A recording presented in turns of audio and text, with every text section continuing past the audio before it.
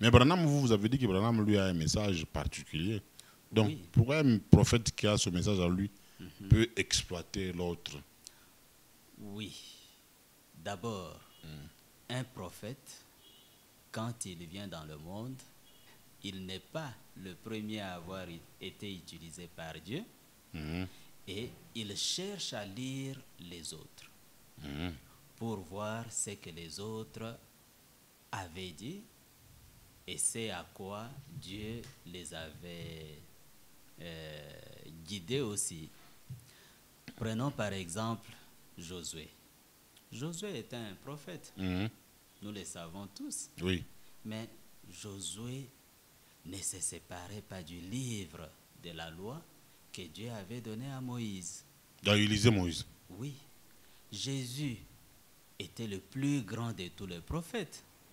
Mais nous voyons qu'il entrait dans la synagogue et puis il pouvait demander les livres de tel prophète. Et il exploitait ça. Comme il l'avait demandé dans Luc au chapitre 4, le livre du prophète Ésaïe. Et il a lu dans le chapitre que nous connaissons aujourd'hui comme étant le chapitre 61. Et ensuite il dira, cette écriture est accomplie. Donc un prophète, il lit ceux qui ont été utilisés par Dieu avant lui. Nous avons l'exemple ici de Kimbangu et de ses fils. Oui, Kimbangu. Ne sont-ils pas adorés? Kimbangu, d'abord, on dit que le Saint-Esprit. Oui. Par les Kimbanguistes. Et ils sont adorés, non? Oui, et ses fils, Oui. c'est la Trinité. Voilà. Dieu le Père, le Fils et le Saint-Esprit. Ils sont adorés. Ça vient de là. Tout ce que nous avons partout dans le monde entier comme superstition, ça vient de cette famille. Nasema namuneya mie Nasema namuneya mie Nasema namuneya mie Nasema namuneya mie Nasema namuneya mie Nasema namuneya mie Daniel Mukendi Maître Jonas Kabongo, Plateau Kassongo, on est gagné par la lettre K. Bonjour, mesdames et messieurs, vous êtes en train de nous suivre partout dans le monde. C'est votre émission Tribunal Populaire. Si nous constatons dans ce monde, il y a des gens qui se disent qu'ils sont dans l'occultisme, d'autres sont des sorciers, d'autres sont dans la magie. Et en Égypte antique, il y avait aussi d'autres divinités. Et d'ailleurs, si nous reculons dans l'histoire, chaque contrée avait ses propres divinités. Aujourd'hui, nous allons voir l'origine du paganisme dans le monde. Alors, il y a un révérend ou un pasteur qui a écrit un livre intitulé donc, les deux Babylones, c'est ça le titre du livre, mais lui, son nom, c'est Alexandre Hislop. Donc, on va essayer de commencer, n'est-ce pas, à vous parler de l'origine du paganisme. Ça sera la première partie. Il y a beaucoup de choses qu'on va se dire dans ça. Mais aujourd'hui, comme je l'ai dit, c'est la première partie. Vous nous suivez sur la télévision Canal Lubumbashi, la radio Canal Lubumbashi, à partir de la deuxième ville de la RDC, Lubumbashi ou Antanchi, comme on l'a dit. Alors, vous suivez cette émission sur la chaîne YouTube BKM12 TV. Likez, partagez et surtout abonnez-vous massivement. Aujourd'hui, je vais recevoir un internaute qui est en même temps prédicateur du message du prophète William Marion Branham. Il prie dans l'église Yehoshua Tabernacle. Il s'agit du frère Colombo Bouchab qu'on avait reçu encore l'autre fois. Frère Colombo, shalom. Shalom. Vous allez bien? Oui, je vais bien par la grâce de Dieu. Voilà, vous êtes prédicateur du message Yehoshua Tabernacle. Oui. Voilà. Je suis prédicateur du message. Voilà. Et c'est depuis combien de temps que vous êtes dans le message? C'est depuis 1990. Ah oui. C'est à peu près 33 ans. 33 ans. Voilà. Alors, c'est quelle mouche qui vous avait piqué pour que vous puissiez commencer à faire des études sur le livre du révérend Alexandre Hislop, les deux Babylones? Oui. D'abord, je ne l'ai pas connu de moi-même. C'est en lisant William Marion Branham que j'ai vu que William Branham l'avait beaucoup exploité. Ah, William Marion Branham l'avait beaucoup exploité. Oui, il l'avait beaucoup exploité, il l'avait beaucoup lu Mhm. et il conseillait aux autres de lire aussi. C'est comme cela que un jour je me suis dit que je puisse un peu chercher ces livres. Je les cherchais, je les trouvais et puis en les lisant, je trouverais que c'était vraiment un livre intéressant. Mhm. Donc lui a vécu avant William Marion Branham. Oui, il a vécu plusieurs années avant William Branham, dans les années 1800. Mhm. Oui. Mais Branham, vous avez dit que Branham lui a un message particulier. Donc Oui. pourquoi un prophète qui a ce message à lui peut exploiter l'autre? Oui. D'abord, un prophète, quand il vient dans le monde, il n'est pas le premier à avoir été utilisé par Dieu Mhm. et il cherche à lire les autres Mhm. pour voir ce que les autres avaient dit et c'est à quoi Dieu les avait guidés aussi. Prenons par exemple Josué. Josué était un prophète, Mhm. nous le savons tous, Oui. mais Josué ne se séparait pas du livre de la loi que Dieu avait donné à Moïse. Donc il lisait Moïse. Oui, Jésus était le plus grand de tous les prophètes, mais nous voyons qu'il entrait dans la synagogue et puis il pouvait demander les livres de tel prophète. Et il exploitait ça. Comme il l'avait demandé dans Luc au chapitre 4, le livre du prophète Ésaïe. Et il a lu dans le chapitre que nous connaissons aujourd'hui comme étant le chapitre 61. Et ensuite il dira, cette écriture est accomplie. Donc un prophète, il lit ceux qui ont été utilisés par Dieu avant lui. Donc ceux qui l'ont précédé. Oui. Voilà, maintenant, parlons maintenant de l'origine du paganisme. Aujourd'hui, quand vous lisez Alexandre Hislop, il fait allusion à beaucoup de cultes romains ou de cérémonies romaines Oui. qui ont été introduites dans le christianisme. Et alors, souvent, il fait allusion à l'Église catholique. Beaucoup de cérémonies que nous voyons à l'Église catholique tirent les origines à Babylone. Il fait allusion au culte de la Vierge et tout ça, ainsi de suite. Alors, Oui. allons un peu dans les origines. Le paganisme a commencé dans le monde comment? Parce que Babylone, même Abraham, qui est le père de la foi, vient de là. Oui, c'est un sujet très, très difficile, très compliqué. Mais si vous vous fiez en la Bible, si vous suivez ce qu'enseigne la Bible, vous pourrez facilement trouver l'origine du paganisme, l'origine de l'idolâtrie. Alexandre Hislop utilise deux passages de la Bible Lesquels? comme base. Il utilise d'abord Apocalypse chapitre 17. Nous pouvons commencer par le premier verset. Dans ce chapitre, on dit, « Puis un de sept anges qui tenait 7 coupes vint et il m'adressa la parole en disant, « Viens, je te montrerai le jugement de la grande prostituée qui est assise sur les grandes eaux. C'est avec elle que les rois de la terre se sont livrés à l'impudicité et c'est du vin de son impudicité que les habitants de la terre se sont enivrés. » Or, quand on parle de prostituée, l'impudicité, il faut voir ici l'idolâtrie. Ce n'est pas l'impudicité au sens pur. Non, ici il s'agit de l'idolâtrie. L'impudicité dans le spirituel. Dans le spirituel, on sait que notre mari, celui que nous devons adorer, c'est Dieu lui-même. Maintenant, quand vous laissez Dieu et que vous allez vers une autre divinité, là, il faut savoir que vous êtes dans l'idolâtrie. Vous êtes dans la prostitution. Voilà. Donc, quand on adore les idoles, on est dans la prostitution. La prostitution, Comme c'est l'idolâtrie, oui. C'est l'adultère dans le sens spirituel. Même à l'époque de Moïse, quand Moïse est allé au Mont Sinaï, ceux qui sont restés là pratiquaient aussi l'impudicité. En adorant les idoles. Donc ceux qui s'étaient fait des veaux d'or. Oui. Ils pratiquaient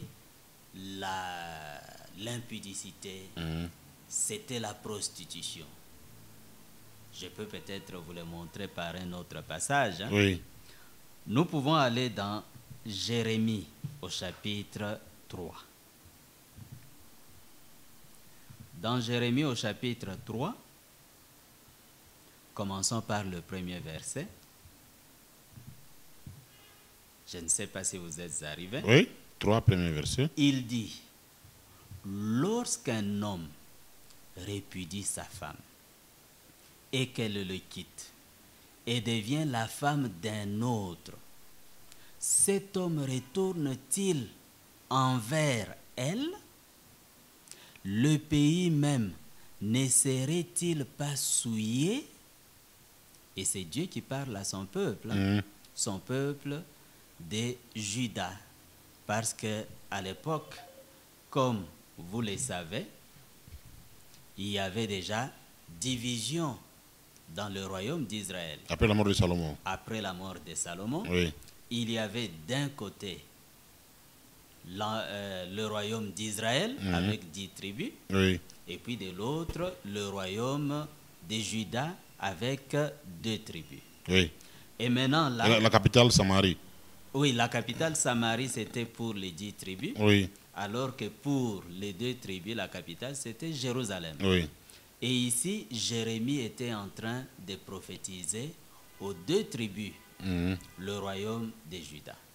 C'est à eux qu'il est en train de dire, que Dieu est en train de parler, en disant, lorsqu'un homme répudie sa femme, et que cette femme devient la femme d'un autre homme, est-ce que ce premier mari peut-il reprendre cette femme? Non. Non. Le pays même n'en serait-il pas souillé? Chez les Balouba, quand vous faites ça, vous mourrez déjà. Oui. Quand vous reprenez une femme qui a déjà été souillée, vous mourrez. Maintenant, voyons la suite. Pourquoi il est en train de dire ça? Il dit, et toi, c'est-à-dire toi, Judas, tu t'es prostitué à de nombreux amants. Et tu reviendrais à moi, dit l'Éternel.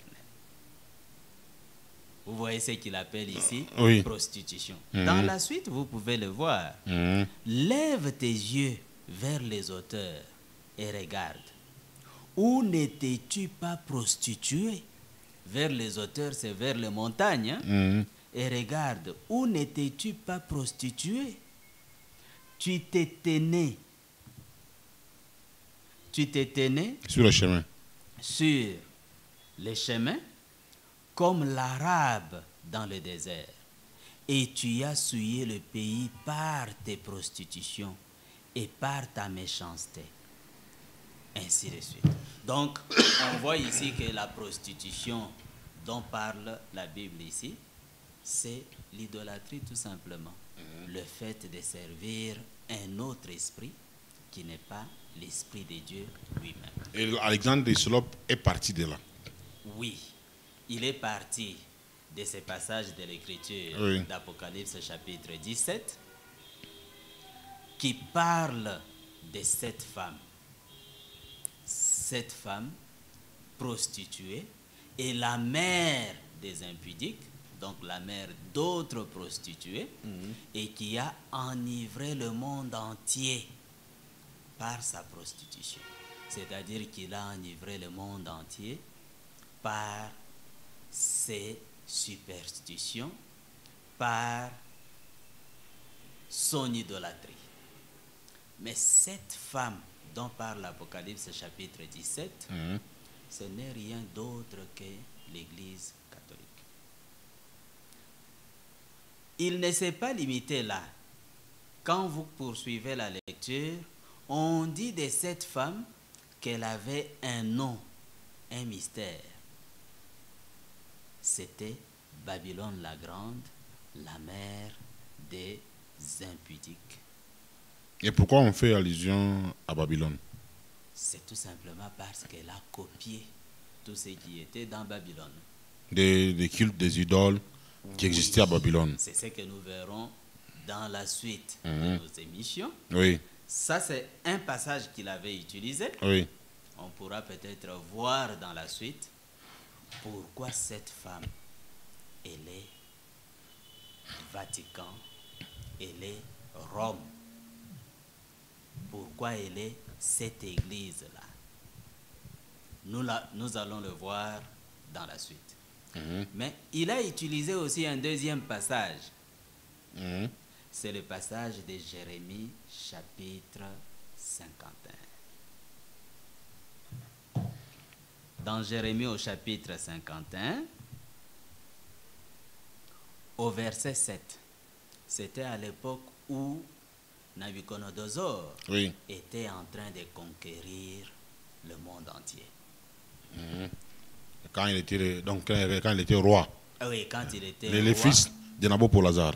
Oui, et qu'il était en train de conquérir tous les autres royaumes. Dieu avait déjà parlé par Jérémie en disant, il a donné tous les royaumes de la terre à Nabuchodonosor, aux Chaldéens. Il y avait d'autres faux prophètes qui étaient en train de prophétiser le contraire. Mais à la fin de sa prophétie, alors que sa prophétie s'était déjà réalisée,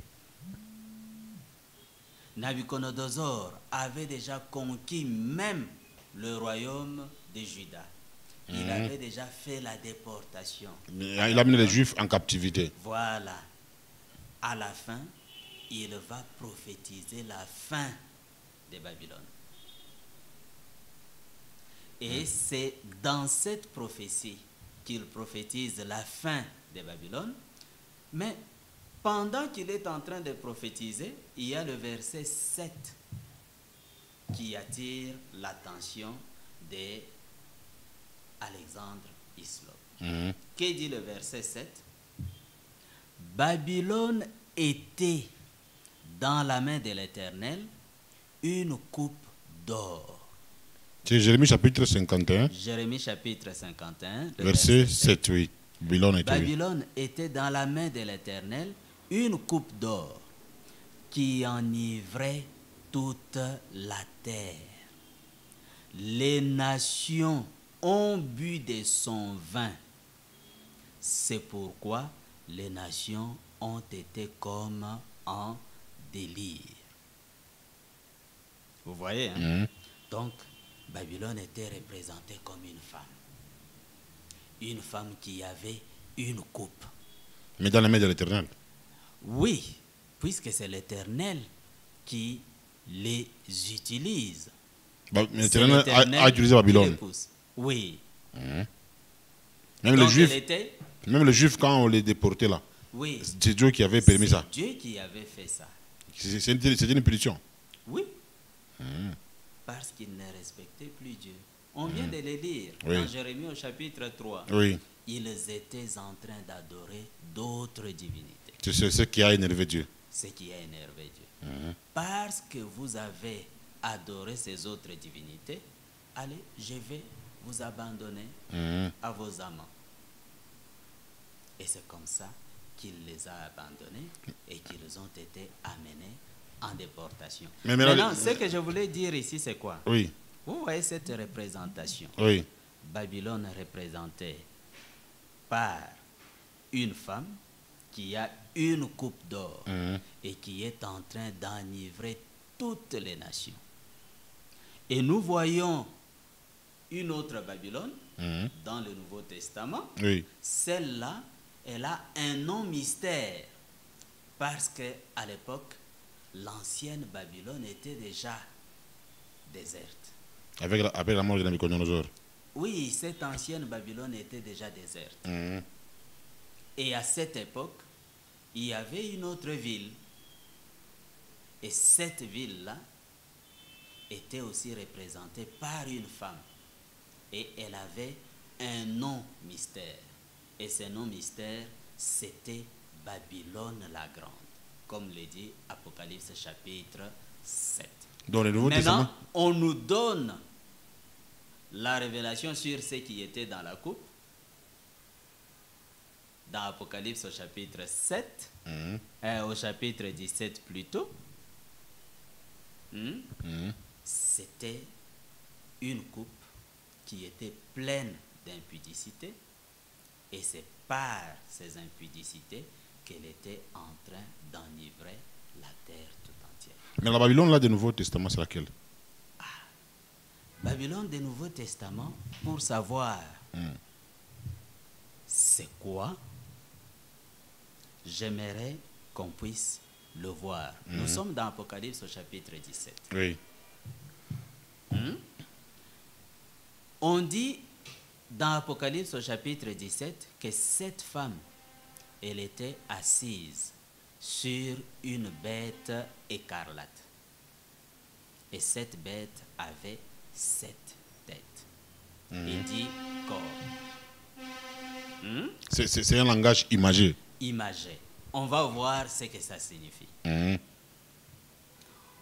Au verset 9 d'Apocalypse 17, Oui. on nous dit, C'est ici l'intelligence. C'est ça? oui, C'est ici l'intelligence qui a de la sagesse. oui, Et ces têtes sont cette montagne sur laquelle la femme est assise. ah, la femme est assise sur cette montagne, n'est-ce pas? Oui. Et la femme elle-même, c'est qui? Celle qui est assise sur cette montagne. Regardons au verset 18. Toujours dans l'Apocalypse, là. Oui. 18, on dit, et la femme que tu as vue, c'est la grande ville qui a la royauté sous les rois de la terre. Ah, Ah là, c'est clair. très clair. Ça commence à être clair. quelle est la grande ville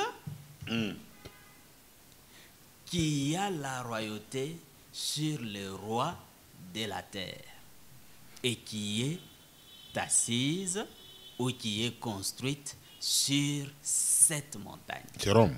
C'est Rome. Oui. Et les rois de la terre, lorsqu'ils veulent commencer leur mandat, Oui, ils vont souvent là-bas. voilà. Et là, on le voit clairement par les Saintes Écritures. Vous pouvez aller même dans le commentaire des Bibles catholiques. Ces commentaires-là vous montrent qu'il s'agit de Rome. Qui est bâti sur cette colline. Sur cette colline, Et cette ville a la primauté, la royauté sur tous les rois de la terre. C'est pour ça que je crois que vous, les historiens, vous le savez mieux que nous autres. Oui. Vous nous avez enseigné la querelle des investitures. Oui. Et qui a gagné cette querelle? Les papes. Le pape. Oui, c'est parce que c'était un conflit entre les papes et les rois. Et son siège, c'est où? À Rome. À Rome. Et à l'époque, lorsque les papes vous excommunient, c'est fini pour vous. Oui. Il y a même un roi qui était allé demander pardon au château de Canossa, à genoux, pour que les papes puissent les pardonner. Oui. Et là, vous avez, dans les Écritures, des indications claires de ce que Babylone la Grande, la mère de toutes les impudiques et prostitution du monde. Quand on dit la mère de la prostitution ou des Oui. impudiques, Parce cela que veut dire quoi? Les prostituées n'est pas- ici, Voilà, on fait elle les... n'est pas la seule. C'est quoi les langages là qui entourent ça? Elle n'est pas la seule. La signification de c'est quoi? Oui, elle La n'est mère, pas la- la seule. Elle a aussi des filles. Ah, bah, L'Église bah, catholique n'est pas la seule. Il y a Elle a des- aussi des filles. Des filles. Voilà. Quelles sont ces filles? Les filles qui se sont prostituées de la même manière. Même vous autres aussi, vous faites partie des filles des églises catholiques. Non. Non, comment? Parce que Nous combattons cette prostitution. Ce sont eux qui vous ont apporté la Bible. Nous avec la colonisation. La Bible, ce n'est pas la prostitution. Mais l'Église catholique combat cette Bible. Ce sont eux qui vous ont apporté ça. Ils ont apporté cette Bible, mais ils la cachaient. Ils ne voulaient pas qu'elle soit lue par tout le monde. Ils la cachaient en introduisant les mystères qu'ils ont copiés de Babylone. Ah, donc, ils ont copié des mystères de Babylone qu'ils ont insérés, introduits peu à peu, de sorte qu'aujourd'hui, presque toute la liturgie là et les doctrines de l'Église catholique, si vous les analysez bien, ce sont des histoires qui viennent de Babylone. Non, expliquez-moi un peu. À Babylone, oui. Qu'est-ce qui s'est passé comme idolâtrie? Quelles sont les idoles? Comment ça s'est pratiqué? Et c'était quand? Avant Nabucodonosor ou après Nabucodonosor, ou c'est comment? Non, il ne faut pas être pressé. Nous allons y arriver. On va y arriver. Oui. Mais je voulais ici montrer les deux Babylones. Les deux Babylones sont l'ancienne Babylone, celle qui a commencé avec Nimrod. Nimrod. C'était le roi. Elle a commencé avec Nimrod. On va faire la lecture. Oui. Alors que la deuxième Babylone, c'est Rome. C'est pour ça que vous approchez-vous un peu du micro. C'est pour ça que vous voyez le titre de ces livres-là, c'est Les deux Babylones. Ah, c'est les deux. Voilà. La Babylone, là où il y avait Nabucodonosor, Babylone et la nouvelle Babylone. On fait un parallélisme. Voilà. Pour montrer que les mêmes mystères qu'il y avait dans l'ancienne Babylone, ce sont les mêmes mystères qu'on retrouve dans la nouvelle Babylone. D'où le titre du livre, Les deux Babylones. On peut trouver ça même sur Internet. On peut trouver ce livre sur Internet. C'est un livre qui est gratuit sur Internet. N'importe qui peut trouver ces livres. Maintenant, dans l'ancienne Babylone, la Bible nous donne aussi une indication de la façon dont les choses avaient commencé. Vous pouvez voir cette indication dans Genèse au chapitre 10.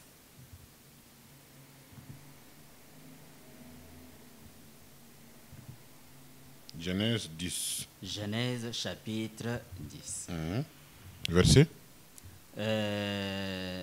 Nous pouvons commencer par le premier verset.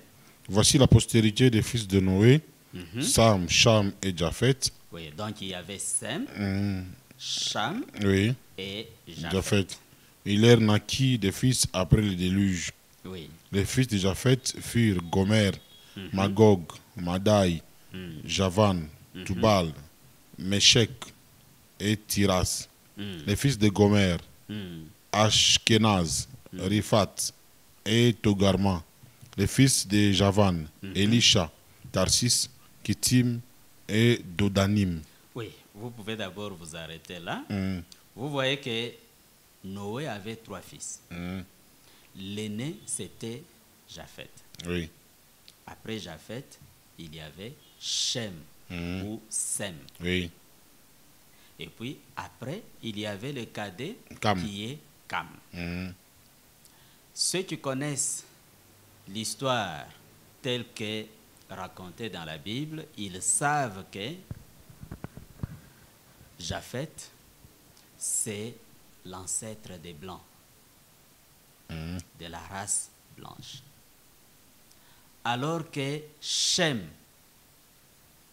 c'est l'ancêtre des Asiatiques.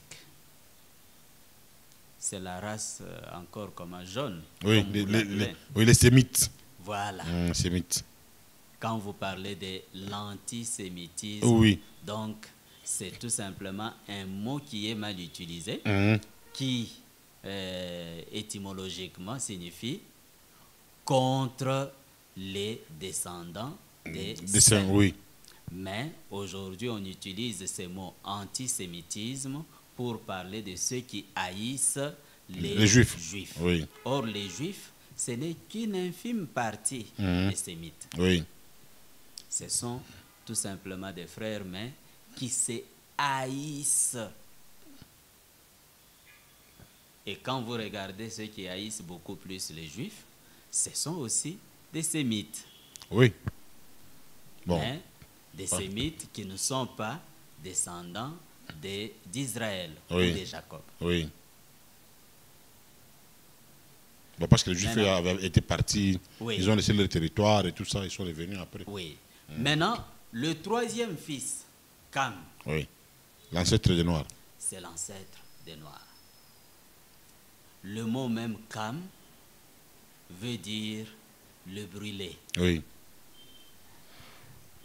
C'est lui l'ancêtre des Noirs. Au verset 6, on dit, les fils de Cam furent Cush, Mitzraïm, Put et Canaan. Comment vous appelez l'Égypte en Swahili? Misri. Ah, donc c'est Mitzraïm. Oui. Ils étaient en Égypte. Oui.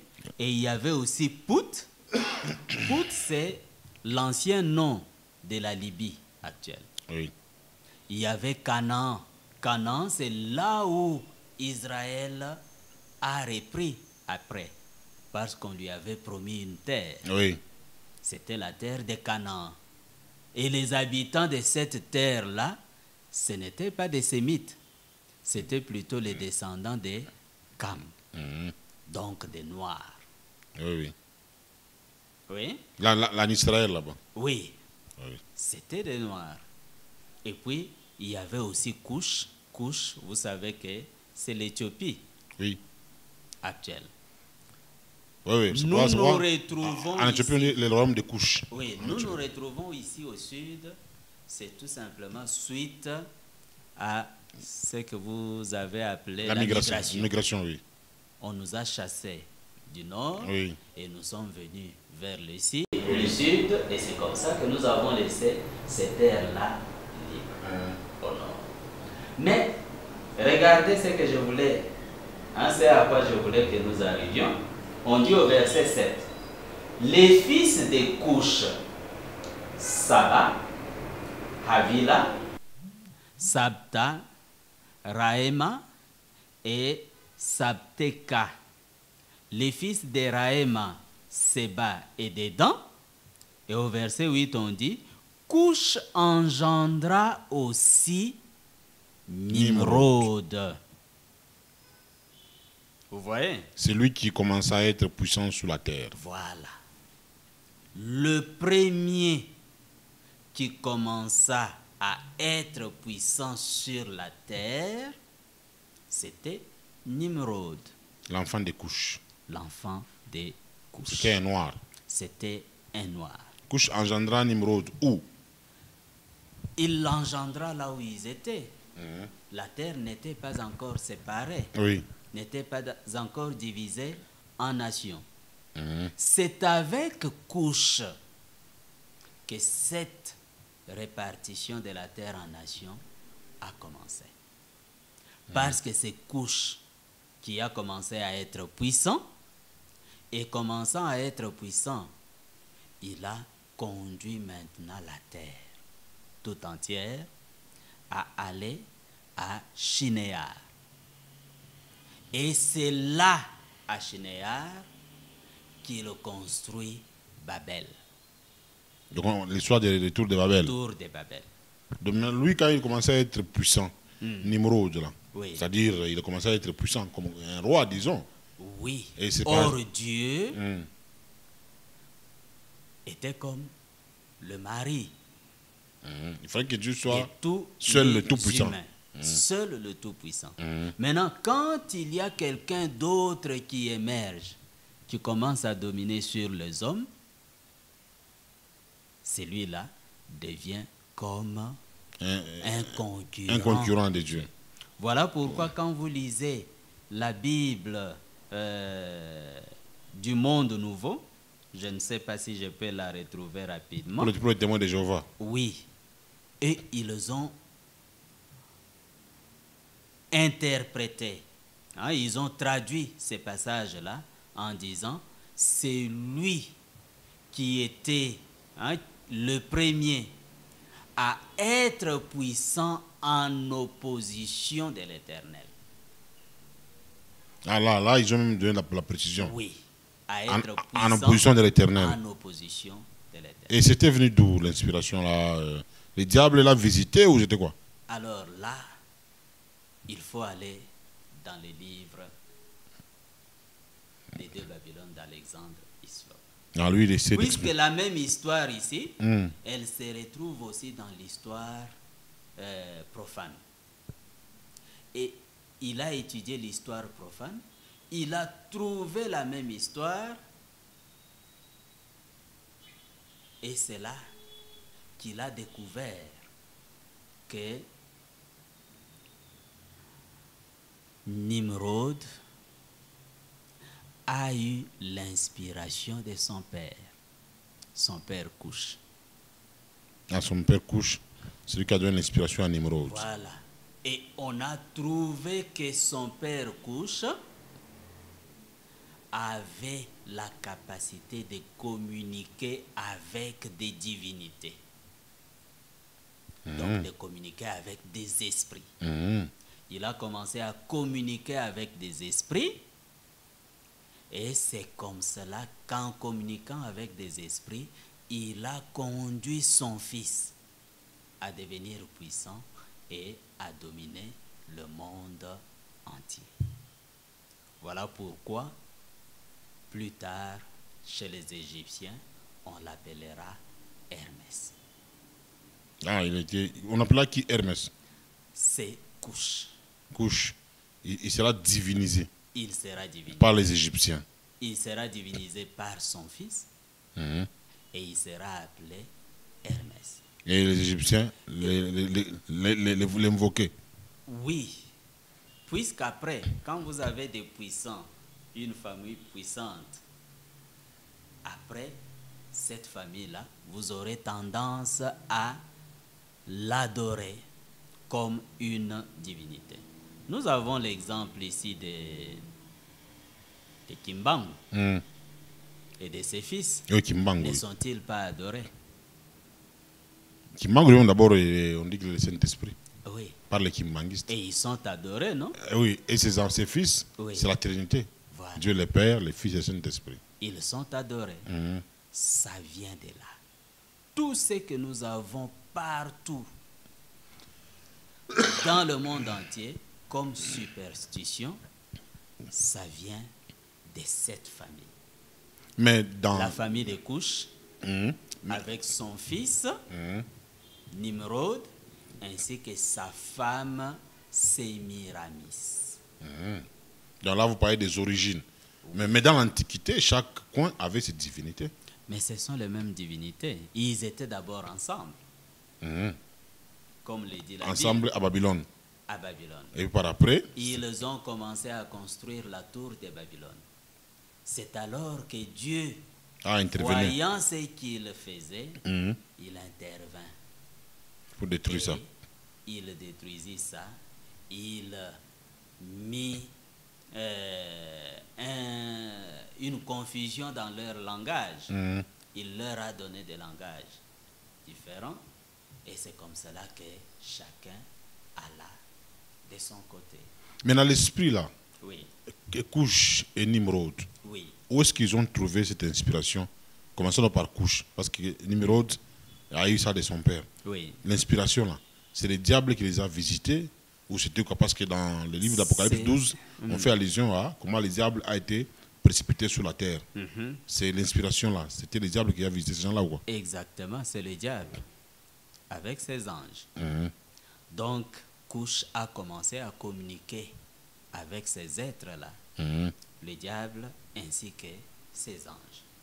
Et en communiquant avec eux, ils leur ont donné cette astuce pour que Nimrod commence à dominer sur la terre tout entière, et en dominant de cette manière-là, il conduirait la terre tout entière dans l'idolâtrie. Ah, c'est ça l'objectif. C'était ça l'objectif. Mais donc, le fait de devenir puissant sur terre, c'est en contradiction avec la loi de Dieu. C'est en contradiction avec la loi de Dieu. Voilà pourquoi, si vous suivez bien mes émissions, j'ai toujours été contre cette histoire d'élever un homme au-dessus des autres. Qu'il soit dans le monde politique ou religieux, partout là. La politique est du diable, ça nous le savons. La politique est du diable. Oui, ça on ne compte même pas. Mais moi j'en parle par rapport aux églises. Non, quand Vous vous... ne pouvez pas être que vous ne pouvez pas dire que vous êtes l'église de Dieu lorsque vous êtes dominé par un homme. Le nicolaïsme dont on fait allusion souvent. Mais quand vous, une parenthèse, quand vous voyez la politique du diable, il y a des rois de la terre, des hommes de Dieu qui ont fait la politique. David, Salomon, Joseph en Égypte, premier ministre de Pharaon, et tout ça. Il y a des hommes que Dieu a choisis qui ont fait la politique. La politique, c'est l'art de gérer la cité. C'est ça. Donc là, vous n'allez pas dire que c'est... La politique n'est pas de Dieu. Mais Joseph de la Bible, premier ministre chez Pharaon, c'est la politique. David, roi d'Israël, c'est la politique. Mais Pharaon Salomon n'était pas de Dieu. Oui, Pharaon n'était pas de Dieu. Il avait sa religion. Et Joseph a été vendu comme cela. Il s'est retrouvé entre les mains de celui qui n'était pas de Dieu. Dieu a mis dans Joseph une intelligence qui a fait que, à travers lui, Dieu puisse accomplir ses promesses, de porter Israël vers une terre qui n'était pas la sienne. C'est une promesse qu'il avait déjà donnée à Abraham, leur père. Ta descendance va séjourner pendant 400 ans. Elle sera rendue esclave pendant 400 ans dans une terre étrangère. C'était pour accomplir une promesse. Oui, c'était pour accomplir cette promesse. Et c'est comme ça qu'ils se sont retrouvés là-bas. Voilà. Mais ce n'était pas leur domaine. Voilà pourquoi Moïse n'a même pas voulu toucher à ça. Et pourtant, il était... L'héritier. Oui. Il était pointé comme héritier. Il n'a pas aimé ça. Il a préféré suivre les méprisés de Dieu. Oui, et suivre ce que Dieu lui a donné comme orientation. Bon, maintenant, s'agissant de Babylone, vous avez parlé de Nimrod, Cush, Nimrod, Sémiramis. Cette triade-là, est-ce que ça peut s'actualiser aujourd'hui? Oui. À travers quoi? À travers quoi? À travers la Trinité. La Trinité. La Trinité, c'est Jésus lui-même qui a dit ça. Allez baptiser au nom du Père et du Fils et du Saint-Esprit. Mais Jésus n'a jamais dit allez baptiser les gens en 3 noms. Le nom du Père, le nom du Fils et le nom du Saint-Esprit, comme s'il s'agissait de 3 personnes distinctes. Quand vous lisez ces passages-là, vous verrez que nom est au singulier. Au nom singulier. Oui. Un seul nom qui est du Père, du Fils et du Saint-Esprit. Et Jésus n'a jamais dit le Père, le Fils et le Saint-Esprit sont 3 personnes distinctes. Non, il n'a pas donné. Il a dit seulement allez baptiser au nom du Père, et du Fils et du Saint-Esprit. Alors, je montre la fausseté de cette doctrine. Il y a une supercherie. Il y a une supercherie là-bas. Oui. Quand vous regardez le Père de Jésus, qui est-il? C'est Dieu. Oui, mais quand nous lisons... le Père nourricier, c'est Joseph. Oui, mais le Père de Jésus, c'est lui qui l'a engendré. Dans Matthieu au chapitre 1er, le verset 18, on dit: voici de quelle manière arriva la naissance de Jésus-Christ. Sa mère, Marie, ayant été fiancée à Joseph, se trouva enceinte par la vertu du Saint-Esprit. Ah, elle ne s'est pas trouvée enceinte du néant. Par la vertu du Saint-Esprit. Oui. Or, celui qui rend grosse une femme, c'est lui le père de l'enfant. Donc le Père de Jésus, c'est le Saint-Esprit. Dans la suite de ces passages, vous verrez la confirmation de ça.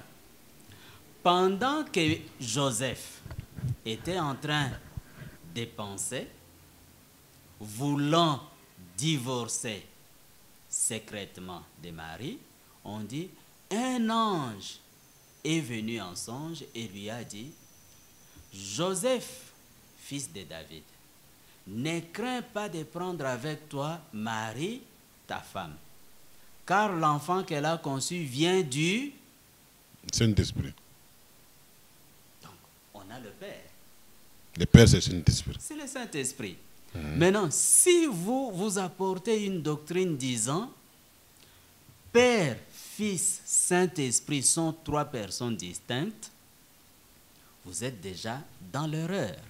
Parce que le Saint-Esprit et le Père sont la même personne, puisque c'est le Saint-Esprit qui a rendu grosse Marie.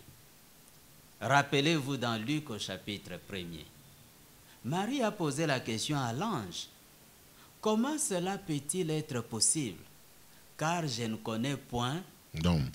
Donc, l'homme là qu'elle ne connaissait pas, c'est l'homme physique. C'est le père, non? Oui. C'est lui qui pouvait être le père de l'enfant. Oui. Toi, tu me dis que je serai Enceinte. enceinte et puis je vais mettre au monde. Mais moi, je ne connais point d'homme. Je suis intact. Ah. Et qu'est-ce que l'ange lui a dit? Le Saint-Esprit viendra sur toi. Et il te couvrira de son ombre. C'est pour cela que l'enfant qui naîtra de toi sera appelé fils de Dieu. Il est appelé fils de Dieu parce que le Saint-Esprit qui est Dieu est venu sur Marie pour que Marie puisse devenir grosse. Ça s'est passé comment? Matériellement parlant, ça s'est passé comment? Ça s'est passé comment? Le Saint-Esprit est entré dans Marie. Comment Et ça? le Saint-Esprit a créé cette cellule dans Marie. Le Saint-Esprit a fécondé l'ovule. Oui. A fécondé non, l'ovule. a créé la cellule. Jusqu'à la création. Oui. Il n'y a la pas eu création un de acte, la cellule. un acte Il n'y a comme, pas eu un acte comme ce qui se fait physiquement. Non, le Saint-Esprit Est venu créer. Oui, le Saint-Esprit n'est pas Matériel. un humain, il n'est Mais pas matériel matériel, pour oui. qu'il y ait Un acte. un acte. Oui. Non, C'est juste le Saint-Esprit est venu sur Marie et a créé cette cellule dans Marie, et de cette cellule est sorti Jésus. Jésus avait, Donc, Jésus avait 23 chromosomes. Oui, et maintenant là, vous voyez que Père et Saint-Esprit ne peuvent pas être deux personnes distinctes. C'est la même personne. Sinon, on dira que Jésus ne connaissait pas son Père. S'il appelait quelqu'un d'autre Père. Donc celui qu'il appelait Père, c'était le Saint-Esprit. Le Saint-Esprit qui est et Dieu. ce Saint-Esprit-là est venu en lui, au point qu'il pouvait dire, celui qui m'a vu, a vu le Père. Ne crois-tu pas que le Père est en moi? Or, celui qui était en lui, c'est le Saint-Esprit. N'est-ce pas? Oui. Donc, le Saint-Esprit, c'est lui le Père de Jésus. Voilà. Maintenant, autre chose, pour casser directement et totalement cette doctrine De la Trinité. babylonienne de la Trinité, c'est que Jésus lui-même, c'est le Saint-Esprit. Dans Romains, au chapitre 8, vous savez que la chair ce n'est qu'une tente dans laquelle habite l'homme. Oui. L'homme en question qui habite cette tente-là, c'est l'âme. Oui, c'est pourquoi il y a un écrivain qui avait dit dans l'Antiquité, les corps et le tombeau de l'âme. Voilà. Maintenant, Jésus, il était aussi chair, mais dans cette chair habitait un esprit qu'on appelle Jésus. Cet esprit-là, c'était tout simplement le Saint-Esprit, le même qui l'avait engendré. Voilà pourquoi dans Romains chapitre 8, vous pouvez nous lire le verset 9. Romains 8, 9. Oui, pour vous, vous ne vivez pas selon la chair, mais selon l'esprit. Si du moins l'esprit de Dieu habite en vous, si quelqu'un n'a pas l'esprit de Christ, il ne lui appartient pas. Ah, si quelqu'un n'a pas l'esprit de Christ, il ne lui appartient pas. Mais l'esprit de Christ que les croyants doivent avoir là, c'est quoi? C'est le Saint-Esprit. Christ n'a pas donné aux croyants deux esprits différents. Il leur a donné un seul esprit. Voilà pourquoi dans Éphésiens au chapitre 4, le verset 4, on dit, il y a un seul esprit. Nous avons tous été baptisés dans un seul esprit pour former un seul corps. Là, c'est dans 1 Corinthiens au chapitre 12. Il n'y a pas deux esprits. Et là, dans Romains au chapitre 8, on dit, si quelqu'un n'a pas l'esprit de Christ, il ne lui appartient pas. Donc le Saint-Esprit, c'est lui, l'Esprit de Christ. Oui. Le verset 10 dit quoi? Oui, le verset 10. Oui, le verset 10. Et si Christ est en vous, le corps, il est vrai, est mort à cause du péché. Oui. Mais l'esprit est vie à cause de la justice. Ah, donc si Christ est en vous, et le Christ qui est en vous, est-il la chair? Non, c'est le Saint-Esprit. Quand on dit si Christ est en vous, il s'agit du Saint-Esprit qui est dans le croyant. Bon, donc le Saint-Esprit, c'est lui-même le Père, c'est lui-même le Saint-Esprit, c'est lui-même le Fils. Donc quand on dit au nom singulier, c'est une seule personne. Voilà. Qui est en même temps Père, Fils et Saint-Esprit. Maintenant, pour les mystères de la Trinité, quand on dit la Trinité, ou Tatum Takatif, d'ailleurs on baptise, on bénit, Dieu vous bénisse, les Pères, les Fils et le Saint-Esprit. Oui. Qu'est-ce que vous comprenez par là? Et ils croient en trois personnes distinctes. Donc là vous comprenez. Ils disent, le Père n'est pas le Saint-Esprit, le Saint-Esprit n'est pas le Fils n'est pas le Père. Mais comment corroborer maintenant ça? Le culte là de la Trinité et la Trinité babylonienne. Donc Cush, Nimrod et Sémiramis. C'est la même chose. Qu'est-ce qui prouve que c'est la même chose? Ce qui prouve que c'est la même chose, c'est tout simplement le fait que ce sont trois esprits, trois personnes différentes.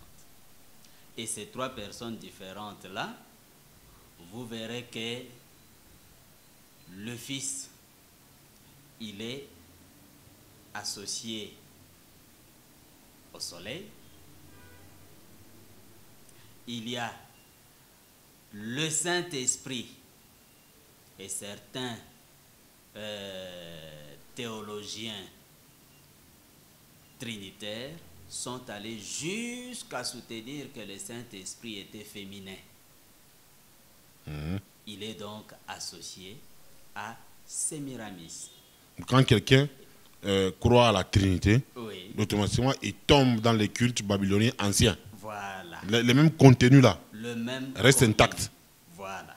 Ça ne change pas. Ça ne change ça ne meurt pas. Non. C'est de l'histoire ça. Il y a tout simplement des changements de noms. On prend le même contenu auquel on donne des noms qui étaient dans la Bible, dans le Nouveau Testament. Et ces esprits-là survivent encore jusqu'à aujourd'hui. Oui. Et même chez les Égyptiens, les mêmes idoles là. Comme vous avez dit, il y a Cush adoré en Égypte comme Hermès. Donc ce sont les mêmes esprits babyloniens Oui. qu'on adorait aussi en Égypte. Voilà. Et lorsque les Grecs sont arrivés, Oui. ils ont pris aussi les mêmes cultes babyloniens là. Oui. Et les Le historiens... même culte babylonien, Oui. parce que Babylone avait dominé le monde entier. Ah oui, C'est ces mêmes cultes-là qui s'est répandu. qui s'est répandu dans toutes les nations. Mhm. Vous savez que les catholiques nous ont dominés, non? Oui, Et on a repris leur religion catholique.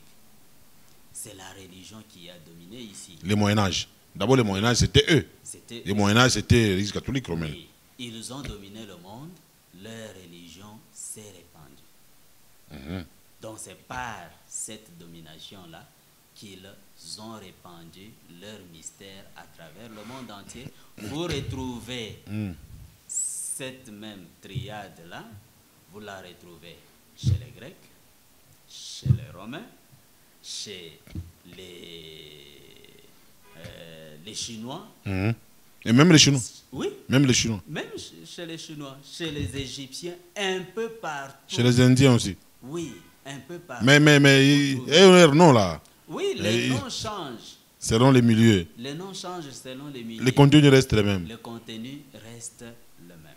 Et s'agissant des... Parce que nous sommes dans une mission introductive. Oui, ici je pourrais dire Oui. à nos frères africains Mhm. qui disent que eux, ils ne veulent pas les dieux des blancs, Oui. ils veulent les dieux des noirs. Oui, oui, les églises des Noirs. Oui, je Les- leur assure qu'ils Hein. adorent le même Dieu. Non. Puisque Nimrod, c'était un noir. Mhm. Vous- Non, non, Viens de le voir, non, non, non? prenons les gens qui se disent, ils sont kimanguistes Oui, authentiques. oui, Bon, vous êtes de Kinshasa, oui, vous savez que du côté Congo central là-bas, Oui. bas Congo et tout ça, on prie un peu nos dieux africains. oui. On dit que non, avant que l'homme blanc ne vienne, nous on avait nos divinités Oui. ancestrales. Oui. Il faut tous zongi dans Nzamba Bakoko Oui. pour que tous se retrouvent dans Nzamba Nabiso. Mais- Oh, maintenant, mais Nzamba Bakoko wana, hein, hein? hein. Nimrod, Non, ce n'est pas pas les... leur coco. Bon. C'est le coco des noirs, non? Bon, attendez, réfléchissons un peu.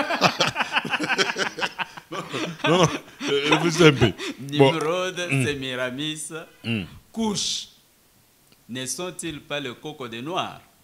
oui, mais quand vous voyez la façon de pratiquer, Hein. ça se diffère. Lorsque l'homme blanc est venu avec la colonisation, Oui. il avait trouvé quand même les Noirs avec nos Africains, Nzakomba, Nzambian Pungu et tout ça. Hein.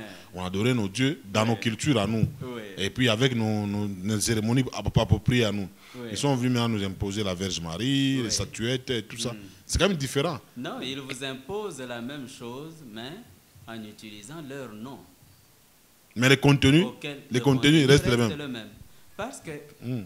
comme on vient de le voir, c'est l'adoration de cette famille. La source, c'est là. Nimrod, Mm. Sémiramis, ainsi que le père de Nimrod, Couche. Couche. Et par un mystère, je ne sais pas comment il l'explique eux-mêmes, Nimrod devient le fils de sa femme, Devient. Sémiramis. Nimrod devient le fils Des de fils sa femme. Mystérieusement parlant. Oui. Mhm. Et c'est comme ça que vous avez un homme, une femme avec un petit bébé Mm.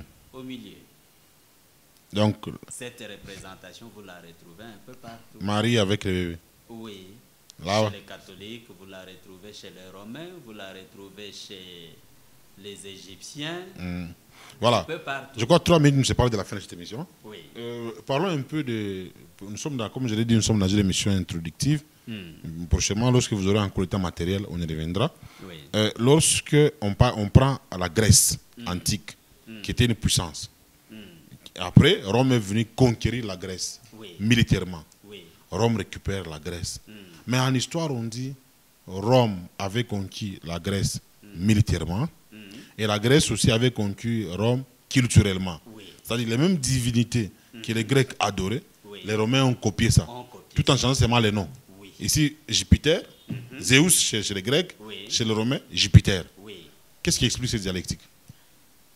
Les noms changent tout simplement. Vous savez, les gens parlent des langues différentes. Et c'est comme ça que les noms dans ces langues-là changent. Mais prochainement, on va lire Alexandre Hislop dans le livre Les Deux Babylones. Et vous verrez que même dans ces noms différentes-là, dans ces langues différentes-là, Oui. la signification des noms reste la même.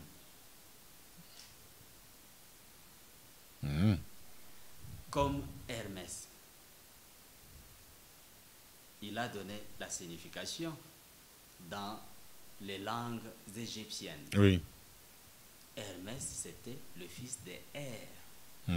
Et Her, dans cette langue-là, c'était le brûlé. De la même manière que en hébreu, Ham, ça voulait dire le brûlé. Donc la signification reste la même. Oui. Mais qu'est-ce qui avait poussé les Romains à copier les dieux grecs? Qu'est-ce qui avait poussé? Les Romains à copier les dieux grecs, pendant qu'eux étaient plus puissants que les Grecs.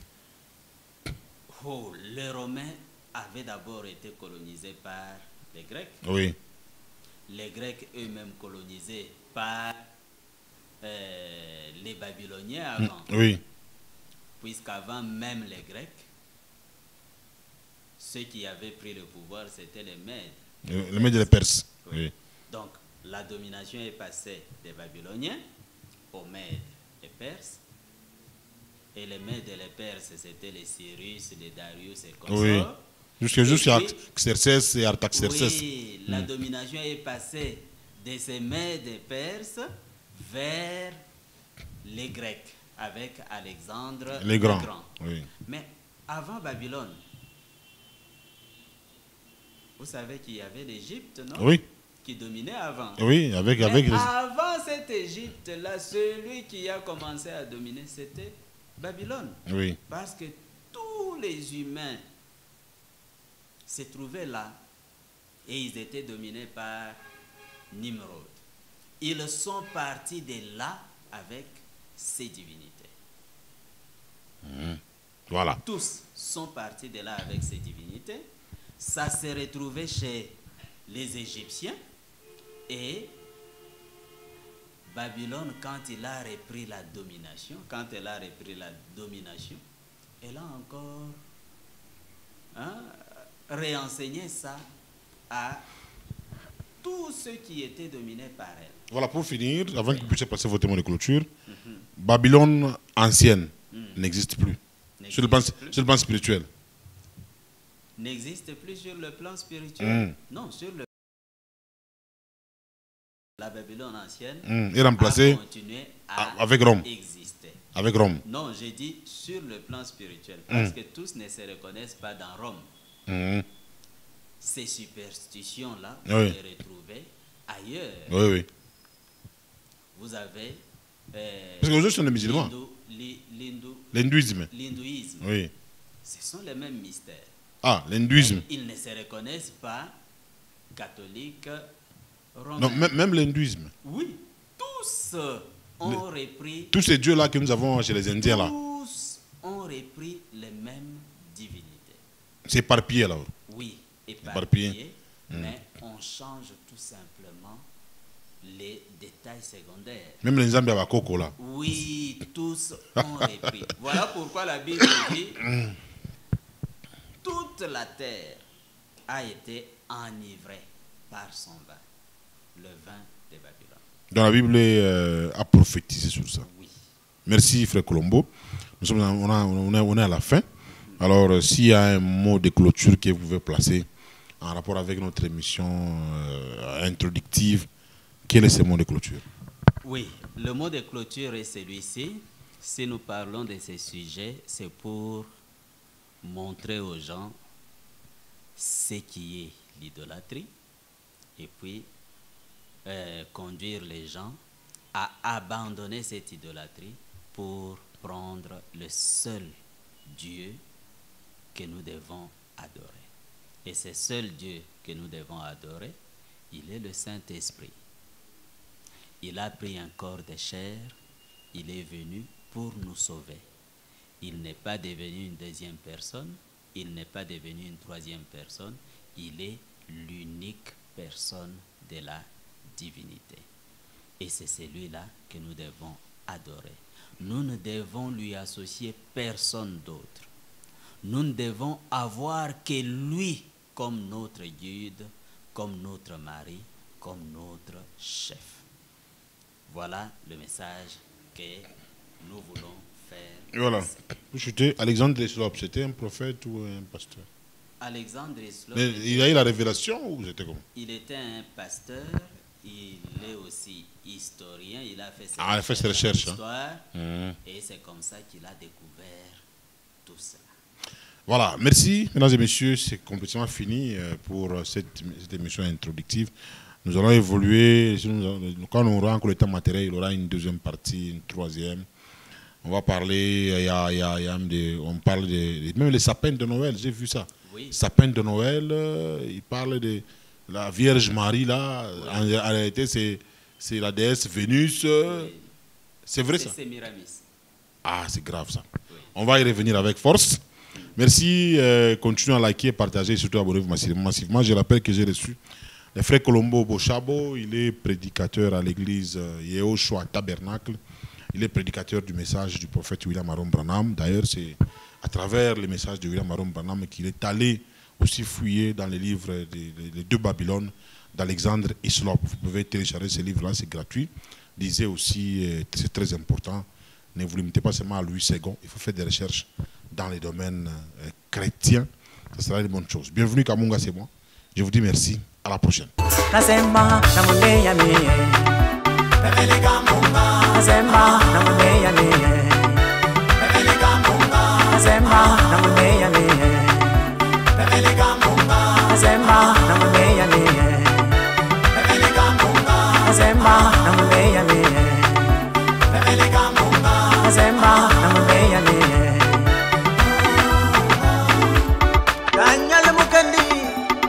Maître Jonas Kabongo, Plateau Kasongo, on est gagné par la lettre K.